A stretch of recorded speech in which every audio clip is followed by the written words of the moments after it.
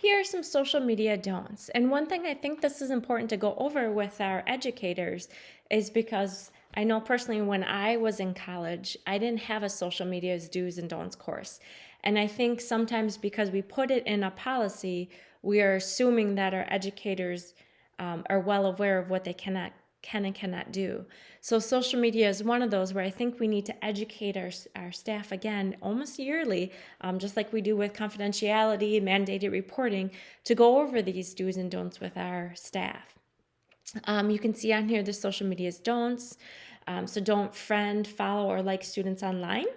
Don't engage in controversial discussions. Walk away from situations where you can say something potentially offensive and or by guilty association. A good platform here in Baraboo is our Baraboo United.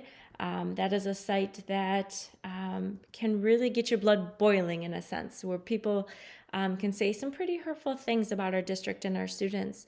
And it's really hard as an employee not to engage, but it's also important that we give them other avenues, our employees, to talk to safe people in person instead of going online and typing whatever they want, some hurtful things. Don't show yourself for anyone else in a state of where you're not appropriately dressed. This includes a swimsuit photo. A general rule of thumb is if you don't feel comfortable having your students see you wearing it, don't paste it online. I know when I was looking on here for some court cases and so forth, I saw a teacher that was let go due to some swimsuit posing that they did for magazines and so forth. And they were in very much of a string bikini, and if you wouldn't want your students to see that or your parents, it's not something you should be posting online. Just remember, you're always a role model.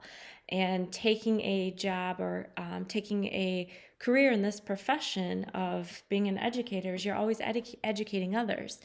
And how you present yourself out in public, at Walmart, at a school, is the same thing as how you present yourself on personal and professional web pages. It's important that you don't post pictures of you partying or drinking or drugs or doing other inappropriate things.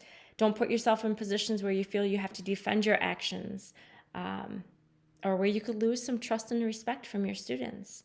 I know personally as a school counselor, it's hard for me to buy alcohol, even though I'm 21, but to buy alcohol in a store near me, just because of working with certain students whose parents may be alcoholics, and then they see you drinking or buying, a bunch of alcohol in a store, their minds may immediately run to, oh my gosh, my school counselor's an alcoholic.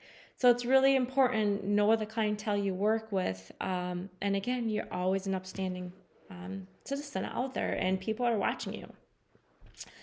Don't post discriminatory comments. So you really need to look at what you say and what you do.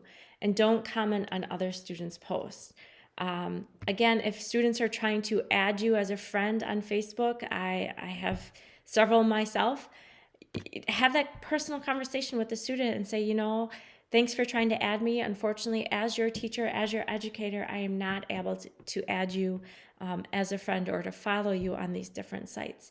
So that way they don't just think that you're ignoring them or, they might take offense to it, but really explain your situation and why that's not acceptable.